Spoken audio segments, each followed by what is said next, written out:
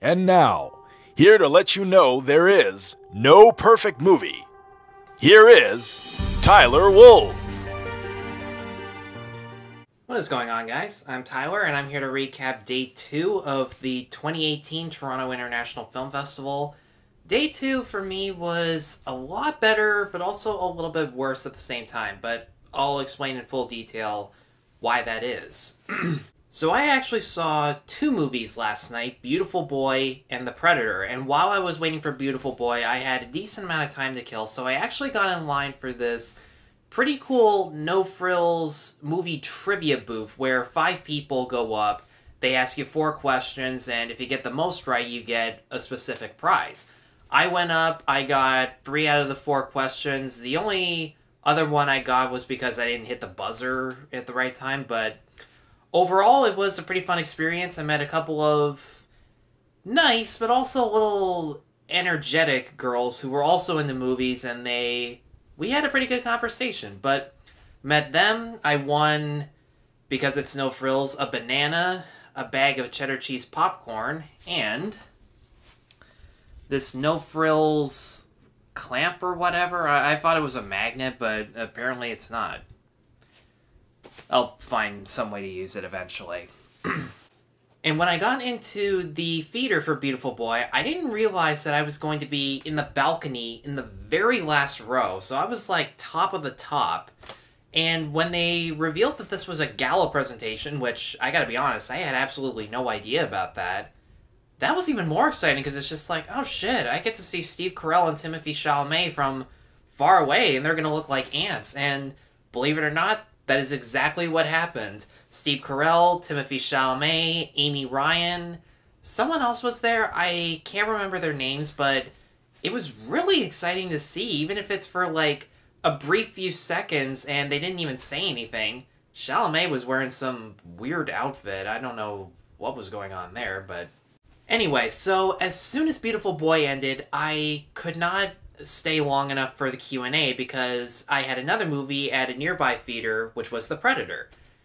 And that was a complete shit show, if I'm being honest. Like, you're supposed to show up an hour early. I showed up a half hour because Beautiful Boy started a half hour late, so there wasn't really a ton I could do about that. And plus, traffic was insane. But what was even worse was that the volunteers who were organizing the line didn't really seem to know that much about what was going on. And to make matters worse, this seemed like a regular movie theater for, like, public audiences. So it didn't seem that equipped for a TIFF event. Because Roy Thompson Hall and Princess of Wales theaters, those seat, like, 2,000, 2,500 people. This was like a generic IMAX theater I was going to. And I don't mean to be rude to any of the volunteers. They did as good of a job as they can. The problem is, they were completely uninformed, they didn't have that many coherent directions to give, and I don't blame them at all. I blame the organizers, and I blame TIFF for, once again, as I said in my original video explaining I was going to TIFF, that there is absolutely no organization put into these instructions, and even worse, they don't even acknowledge or apologize for it. They just ignore every complaint that we have. And it is completely disrespectful, especially because we want to give you our money. We want to go see these movies early and have a great experience with so many other film fans. For those who don't know, Beautiful Boy is based on 2 books written by father and son David and Nic Sheff. And the movie chronicles the years and years of Dave, played by Steve Carell, watching his son Nic, played by Timothée Chalamet, go through serious drug addiction, especially crystal meth. And the movie solely focuses on the rehabilitation of Nic. The movie doesn't really stress too much on their personal lives in general, although there are brief glimpses. We do see that Dave and Nic have a bit of an interesting relationship because David divorced his ex-wife very early, so he had sole custody of Nic, and he feels as if he's the sole person responsible, and his ex-wife, played by Amy Ryan, feels as if she doesn't really have as much control and therefore can't do as much for her own son. And I'm just going to say this right off the bat, the reasons for Nic's drug addiction are never really explained, and I get the feeling that was completely on purpose because whatever explanation he would have gave, his parents would not have been okay with it. We as an audience who want to care and sympathize with him would not be okay with it either. So I feel like that was a creative choice that does work out in the end. This movie has such breathtaking performances. Without any surprise, really, Steve Carell and Timothée Chalamet own every scene that they're in.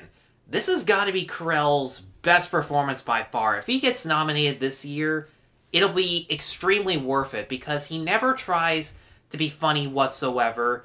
He never over-exaggerates his expressions or his dialogue. He always keeps it very restrained and subdued, which is really important because Dave Sheff keeps a lot of hidden emotions to himself.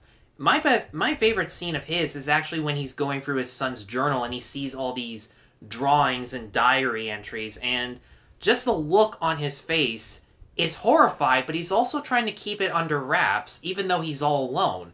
And that scene instantly clicked with me right away. And I was a little worried that his performance could come across as being comical unintentionally, because he does have a few moments where he does get angry and he does scream, and usually in his movies, as you would expect, it would lead to a funny moment. But here, it's legitimately serious because the words behind it matter so much to the story of helping his son deal with abuse. And Chalamet was so convincing as an addict that, I gotta be honest, I was teary-eyed. The two guys next to me who seemed very strong and didn't seem like the tear-jerking types, I could hear them sob. I saw them wipe their eyes, and I completely understood it because for the very few glimpses of his character that we see outside of his addiction, he does have an interesting personality. He's very artistic. He wants to be independent. He loves drawing. He is capable of having a good relationship with a college girlfriend. But the hardest struggle that he goes through is wanting to please his family and stay clean, something he does want. But he also wants to give in to the fact that these drugs make him feel as if he's on top of the world, like there's nothing he can't do.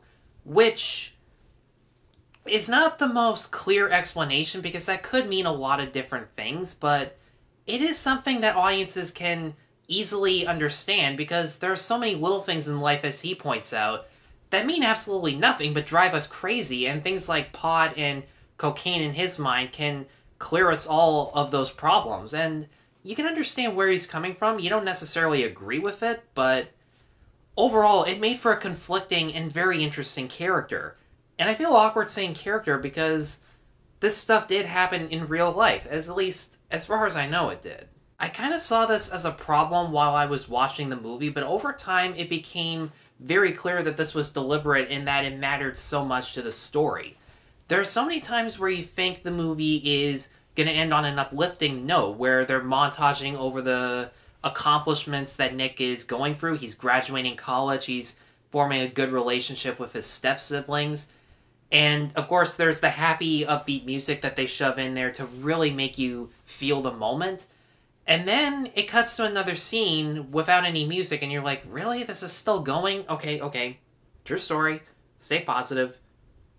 Oh, that's why they kept going. Because relapse is a normal part of rehabilitation, as they say. And normally, when people say that, it comes across as being a little ignorant. As Carell points out, it's like saying that crashing is a normal part of pilot training.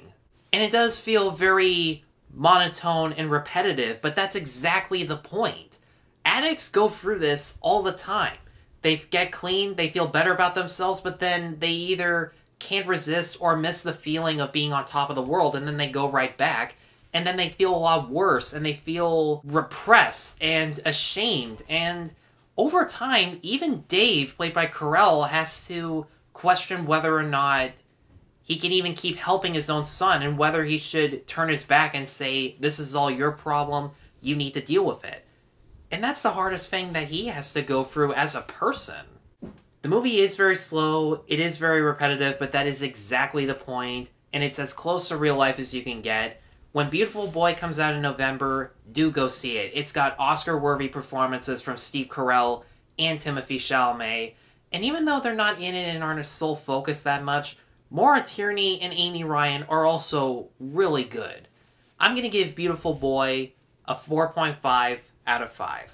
Alright guys, thank you once again for watching. Stay tuned for the Predator review. I know I kind of built that up already, but due to storage reasons on my camera, I'm going to film that separately, but do stay tuned. I do have a lot of things to talk about, trust me. Thank you once again for watching, and Khaleb, tune us out. Be sure to like, subscribe, and stay tuned for more No Perfect Movie reviews.